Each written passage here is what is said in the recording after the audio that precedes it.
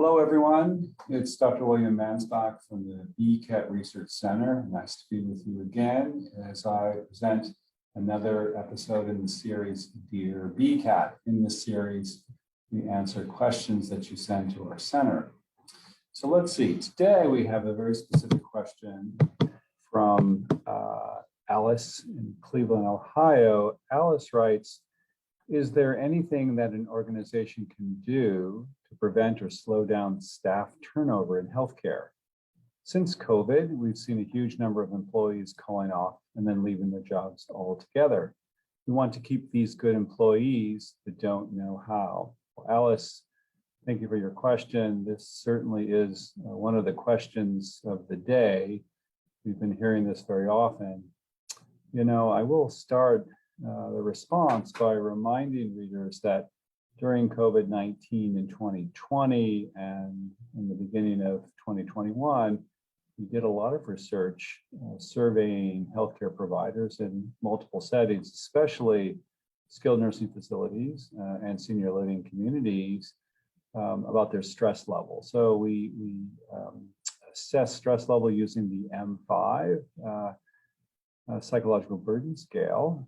And we looked at people from all disciplines, all departments in these residential communities. And what we found is that stress or psychological burden was high across the board, dangerously high, I might add. So even then, the questions around what impact will this have on retention began to emerge.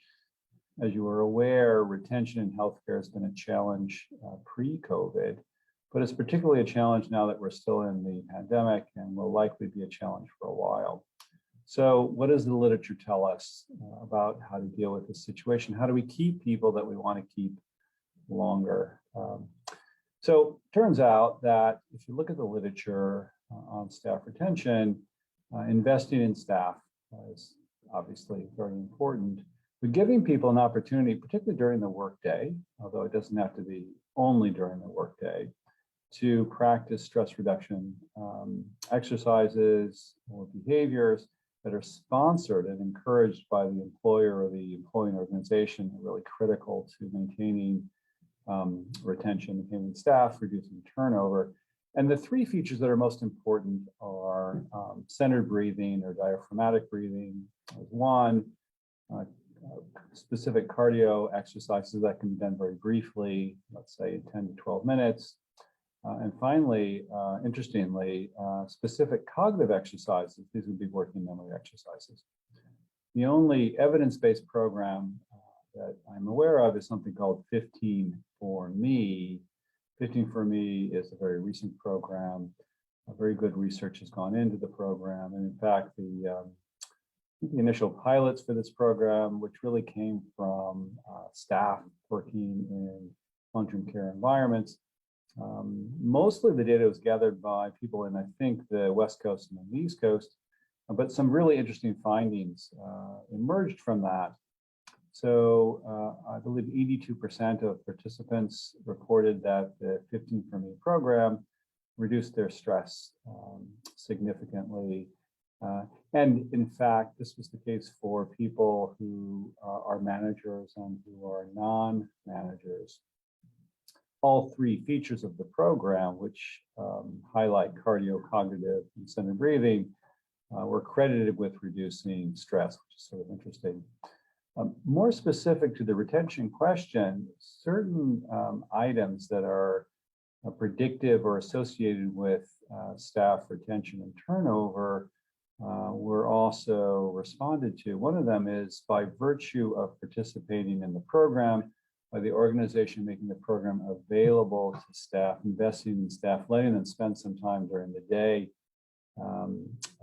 engaging in the program. Respondents were asked if it changed how they thought about their employer and their work situation, and if it changed it in a positive way. Nearly 70% of respondents said that indeed it did.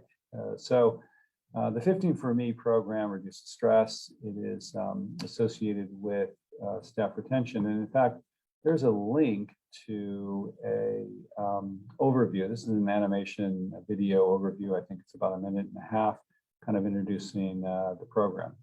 So Alice, it's a very good question that you asked. There are things that can be done. Investing in staff, creating a program like 15 for Me is an excellent solution. For the employing organization, it would mean allowing staff to have up to 15 minutes a day to do these specific exercises, which, by the way, are available on an app. I think can be very helpful for staff. So this might be a solution. As always, we are interested in answering your questions, so please send them to us at info@thebcat.com. Stay connected to us. We routinely release new publications, new information that we think you'll find interesting. If you're not a member, do sign up for membership on both the BCAT website and the Enrich Visits website.